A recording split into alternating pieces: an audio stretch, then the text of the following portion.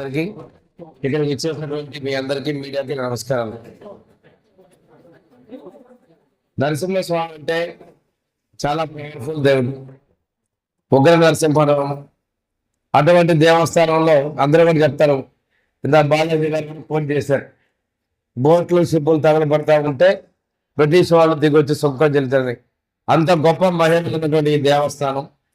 నేను ధర్మకర్తల మండలి అధ్యక్షులకి, ఇక్కడ ఉన్నటువంటి యువకి అర్చకులు కూడా ఒకటే చెప్తున్నాం, మనకి ఉన్నటువంటి స్వామివారికి చేసినటువంటి కైంకర్యాల్లో కానీ ఉత్సవాల్లో కానీ ఎక్కడా కూడా ఎటువంటి లోటుపాట్లు అపశృతులు లేకుండా మనకి ఆగమ శాస్త్ర ప్రకారం జరిగే విధంగా ఇక్కడ ఉన్నటువంటి ధర్మకర్తల మండలి చర్యలు తీసుకోవడం అవసరం ఉన్నాయి.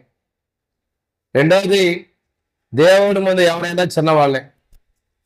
నేను ఇక్కడ కొన్ని సందర్భాల్లో ఆ ఈఓకి అర్చకులకు కూడా కొన్ని సందర్భాలు చెప్పడం జరిగింది. దేవుడికి ఎవరు పాలకులు ఉండరు, మనం ఓన్లీ ధర్మకర్తలు మాత్రమే అనే విషయాన్ని గుర్తుపెట్టుకొని దేవుని తర్వాతే మనం అనే విధంగా ఈ ఆలయం యొక్క కీర్తి ప్రతిష్టలు వైభవాల్ని మనం ప్రజల్లో తీసుకెళ్తూ ప్రతి ఒక్క సేవలు కూడా పూర్తిగా ఆగమ శాస్త్రం ప్రకారం జరిగే విధంగా నేనందరం కూడా సహకరించాలని తెలియజేసుకుంటూ ప్రతి ఒక్క కార్యక్రమంలో కూడా ఇక్కడ ఉన్నటువంటి ధర్మకర్తలు పాల్గొనే ఒక విధిగా ఏదో మీటింగ్ పెట్టిన రోజు ఇంకొక పనులు కాకుండా మీ అవకాశాన్ని బట్టి వెసులుబాటు బట్టి ఇక్కడికి వచ్చి ప్రతి భక్తుడికి స్వామివారి జరిగేటువంటి దర్శనాల్లో కావచ్చు, ఇక్కడికి వచ్చేటువంటి వాటిలో కానీ ఎలాంటి ఇబ్బందులు లేకుండా చేసే విధంగా మీ బాధ్యతలు నిర్వర్తించాలని చెప్పి నేను సూచిస్తా ఉన్నాను.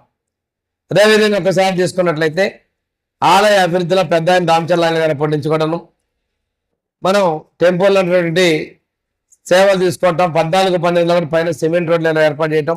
రెండోది, దాతృత్వం కూడా ఈ టెంపుల్కి ఎక్కువ మంది దాతల సహకారం, పాలక మన ధర్మకర్తల మండలి సభ్యులుగా ఉన్నటువంటి వాళ్ళు కూడా ఏదో ఇతరికంగా చేసుకుంటూ రావడం కూడా జరిగాయి. దీని భవిష్యత్తులో కూడా మరిన్ని విరాళాల సేకరణ అనేది ప్రధాన బాధ్యతగా పెట్టుకొని ఉన్నటువంటి దేవస్థానానికి వచ్చే ఆదాయాన్ని కూడా పెంపొందించుకుంటూ అభివృద్ధిలో మనం ముందుకు తీసుకెళ్లాల్సిన అవసరాలు ఉన్నాయి. ఇంకో విషయం ఏంటంటే, ఈరోజు చూస్తున్నాం, గతంలో ఈ మధ్యకాలం మీరు రోజు చూస్తున్న విషయాలే, తిరుపతి లడ్డూ దగ్గర నుంచి ఈరోజు కూడా మీరు మీడియాలో చూశారు. ఆ రోజు తిరుపతి దేవస్థానం ధర్మకర్తల మండలి అధ్యక్షుడిగా ఉన్న వ్యక్తి కూడా కల్తీ జరిగిందని చెప్పేసి అంగీకరిస్తే వాళ్ళ చిన్నాన్న ముఖ్యమంత్రి ఉన్న వ్యక్తి లేదని అంటారు.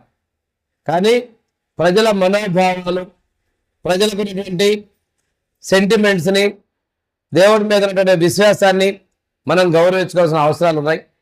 మనకు వచ్చినటువంటి అవకాశాన్ని దుర్వినియోగపరచుకోకుండా మనం ముందుకెళ్లాల్సిన అవసరం ఉందని కూడా తెలియజేసుకుంటూ ఈరోజు తిరుమలలో జరిగినటువంటిది